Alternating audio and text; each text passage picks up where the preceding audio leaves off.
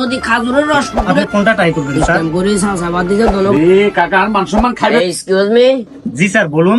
আন্ডা চাষাবাদ দিছে দুজনের এক গ্লাস উড়াই 2 গ্লাস খাজুরের রস দেওয়া। সরি স্যার, আমি আন্তরিকভাবে দুঃখিত। আমাদের এই রেস্টুরেন্টে দেশীয় কোনো ফুড পাওয়া যায় না। আর আপনি যেটা বলতেছেন খেজুরের রস, সরি স্যার, আমি সেটা আপনাকে দিতে পারতেছি না, কারণ সেটা আমাদের এই রেস্টুরেন্টে অ্যাভেলেবেল না। তবে হ্যাঁ স্যার, আমাদের এই রেস্টুরেন্টে বাইরের কয়েকটি দেশের ফুড পাওয়া যায়, যেমন আমি বলতে গেলে আরাবিয়ান, আফগানি এবং পাকিস্তানি ফুড। আপনি কোনটা ট্রাই করবেন স্যার? ওমা তুমি কেচ্ছা কথা কইলা, এত বড় একখান রেস্টুরেন্টে আইছি, যদি খাজুরের রস কুতুরে খাইতাম না আরে তাইলে কোনো লাভ আছে না খামাখা। রে কাকা আর মান সম্মান খাইবেন তো, মান সম্মান বাঁচান না।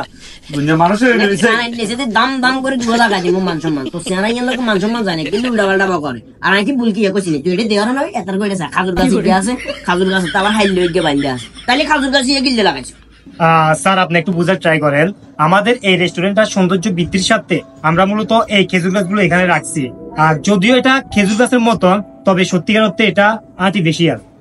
সিস্টেম করে চাষাবাদ দিছে দোনো গায় গাছ এনে বেছিলাম। হ্যাঁ আপনার আব্বার গাছ তো। ওই যে আঙ্কেল ওই গাছিয়ে যে তোর রস দে না কি কইছি বুঝছো না, তা গাছিয়ে তো এটা রাখি পরিবেশ নষ্ট করবে কোনো দরকার নাই। আর গরু গিয়ে গরুর ডেয়া দে না রে, গরু সব বেশি লাইছি খামার শখ ইয়ে কইছি বুঝছো না, গাছিয়ে বেশি লাগিও রাখি লাভ নাই।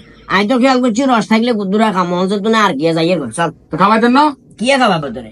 আপনারা আনি আর লাভ কিয়া, বিল তো হে আইয়ে দেওয়া লাগবো। কাকা ও কাকা